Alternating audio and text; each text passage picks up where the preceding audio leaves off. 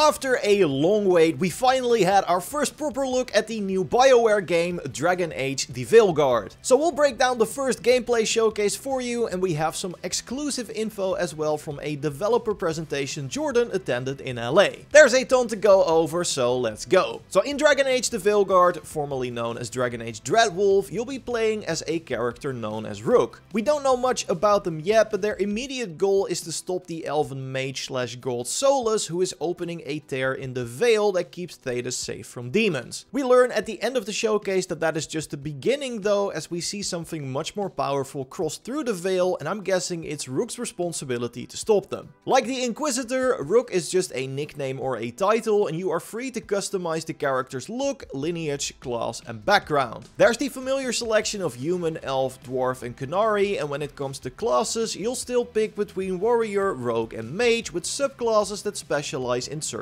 combat styles. So you can be a rogue that focuses on ranged combat or on quick melee attacks and backstabs. So far that's all pretty familiar stuff for people who played Inquisition, but there's also an interesting new addition called a backstory. This aligns your character with one of the factions in the world of Thedas, like the Grey Wardens or the Antivan Crows. There are 6 of these, so next to the Crows and the Wardens, we have the Veil Jumpers, the Shadow Dragons, Lords of Fortune, and the Morn Watch, and the early gameplay makes it seem like it's a pretty important choice. The character here is part of the Shadow Dragons, a resistance opposing corrupt rulers and slavery in the country of Tevinter. That connection already comes up in 2 conversations early in the game, so it's a cool way of making your character feel grounded in the world already. Jordan also learned there are unique armors for these factions, so again it sounds like a pretty important part of character creation. Rook is also a fully voiced protagonist, and we were able to confirm there are 4 choices here: a feminine and masculine British English voice, and then the same options but with an American English voice. So you'll hear your character talk in cutscenes, which I've been really impressed by, and you of course get to pick your replies with the familiar icon denoting the spirit of the response, like agreeable or tough. So far it's all looking like the Dragon Age you know and love, but that definitely changes when we take a look at the combat. It's been overhauled in a major way, feeling closer to an action game than to the CRPG roots that Origins originally started with. So that means you now have to dodge and or parry incoming enemy attacks and unleash various combos of your own. The rogue playstyle we see in the demo is pretty agile, using 2 blades with what looks to be a pretty versatile moveset. This demo is by the way set at the beginning of the game, so the skills and the abilities you see here are literally what you start out with. And yet we can already see leaping attacks and charged spinning slashes that are just part of your basic attack, so that's really cool. Rook can also seamlessly swap to their ranged weapon and fire some arrows. There is an arrow counter, and after firing one you can see from the HUD that it recharges back to the maximum capacity of 8. Each class by the way has a ranged attack, with the mage throwing out magical bolts and the warrior performing a powerful shield toss Captain America style. And no matter what your playstyle is, ranged attacks are going to be important, as you need them to get rid of enemy barriers. Some enemies spawn with a shield over their health bar, and while there seem to be different kinds of barriers, Jordan reported that the easiest way to deal with them was by using ranged attacks. So that ranged rogue playstyle already sounds pretty powerful to me, although I do wonder how that's going to work with the recharging ammo counter, as that's not something we've had to worry about in Dragon Age games before. But while the framework of combat has definitely changed, there is still a lot of the familiar BioWare DNA shining through. You're of course not going into combat alone, as you can have your companions backing you up on your adventure. Exciting party members have always been one of BioWare's biggest strengths, and our first introduction with the private detective and ice mage Nev already got me excited to go on more quests with her. There's a ton of variety within your cast of companions, which have all been revealed. There are bold adventurers, brooding rogues, and even the necromancer Emric, who comes with his own skeletal servant Manfred. And we also get a returning character to join our cast, as the lead scout of the Inquisition Lace Harding has now been turned into a fully fledged companion as well. I can already tell I'm going to have a tough time choosing who to bring along, especially since our party size has been downscaled from 4 to 3, meaning you can only bring 2 companions on a trip. An even bigger change is that you can no longer actively control party members, you only have direct control over Rook. You are still able to issue commands to your party members though, like issue an attack command on a specific target or make them use one of their special abilities. While we didn't get to see these in action a lot during the gameplay showcase, again because it's the start of the game, they are very important to deal maximum damage. As you've come to expect, your abilities are listed in a wheel, and you pause the game in when you select which skills to use. You can also quick slot skills to use them during combat, including companion skills, but for more elaborate plans, the ability wheel is more useful. New screenshots also showcase that the combo mechanic from Inquisition is back, so that means that certain skills will disable an enemy and set them up for a combo, which can then be triggered with a detonator skill to deal massive damage. We see two skills in the ability wheel that are listed as a combo opportunity, with a detonator icon next to it, noting it will result in a damaging detonation. And we'll of course be making tips on how to best use these abilities when the game launches, so subscribe to not miss those and leave a like on this video if you enjoyed it so far. Back to the ability wheel, as you can also see enemy elemental weaknesses listed in this screen. Very nice, so you immediately know what abilities will deal the most damage. You do need energy to cast these skills though, which the rogue can gain by simply attacking enemies. Jordan reported that warriors can also earn energy by playing defensive, so by blocking and parrying enemy attacks, and I'm guessing mages also have their own way of generating energy. And this resource is not just useful for damage dealing skills, because healing spells and abilities are also back in the game. While you still have health potions with a cap on how much you can carry like Inquisition did, these are no longer your only sources of healing. You can already spot some ability icons in the new screenshots that scream healing, so you can also build your companions to be more supportive and save your life every now and then. So yeah, there are definitely a lot of changes to the combat, and what we end up with looks to me like a fantasy version of what Mass Effect's combat was. And while that change might put some people off, it honestly sounds pretty exciting to me. One thing I am for sure excited about are the locations we'll be visiting as we start the game off in Minrathos, the capital of the Tevinter Empire. Tevinter is a place that's been talked about a lot, but we never really got to visit it until now. And you can immediately see how oppressive this mage-ruled society is, with a giant circular castle floating above the city, shining magical searchlights at the streets below to chase down criminals. But Minrathos is just one of the many places you'll visit over the course of the game. The official website already lists Ravane and the Elven Arlothan Forest, and Jordan learned that a Grey Warden fortress is also among the locations we get to visit. Surprisingly enough though, while we get to visit many different places, Dragon Age The Veilguard will not be an open world game. In an interview with IGN, game director Corinne Bushy explained it like this: "It is a mission-based game, everything is hand-touched, handcrafted and very highly curated. However, along the way, these levels that we go to do open up, and some of them have more exploration than others. You also have a hub area you can go back to after missions called the Lighthouse, which we sadly have no footage of. But again, the structure of the game is giving me major fantasy Mass Effect vibes. One of the main things I assume you'll be doing at the Lighthouse though is bonding with your companions. We can already see that they'll respond to your actions with either approval or disapproval, which will influence your relationship with them. The developers have confirmed both companion quest lines and romances, and you'll be able to romance any of the 7 party members regardless of your rook's lineage and gender. And by the way, Eurogamer learned that if you don't romance characters in Dragon Age The Veilguard, they'll find other partners for themselves. So if you do fancy someone, be sure to make your move or they might end up with someone else. Your interactions with them can also have genuine consequences, as Corinne also hinted that companions may die as a result of your decisions. And there's even a gameplay aspect to this, as Jordan was able to learn that changing your bond with a companion changes the way they behave in combat and can also offer you unique upgrades to their skill set. So that makes the role-playing encounters where you have to make important decisions that much more exciting, because they can have a big impact on the rest of your playthrough. Some quick things I also wanted to note are the fact that we know that photo mode will be in the game at launch. There will be a performance and a quality mode as well, with no details on either, but I expect the regular 60 FPS for performance and 30 FPS 4K for quality. The Dragon Age Keep feature, which allowed you to import saves from previous games to continue your story, will not be making a return. Instead, during character creation, you are presented with important choices from the previous game, so you can shape the world as you see fit. This also includes you being able to recreate the Inquisitor, the protagonist from the previous game, which I think is definitely a tease that they'll show up somewhere in the campaign. One of the reasons why the Keep was abandoned, by the way, was because the developers wanted to make the game fully playable offline, and there also won't be any microtransactions either. So overall, some big and bold changes for the series, but I'm personally excited to see where this lands. The new combat system could be really exciting, and the more handcrafted approach to missions is something I'm personally also looking forward to. When we learn more about Dragon Age The Veilguard, we will of course let you know here, so subscribe to not miss those videos, leave a like if you enjoyed this one, and watch a preview previous video by clicking on the screen. I will see you in the next one. Goodbye.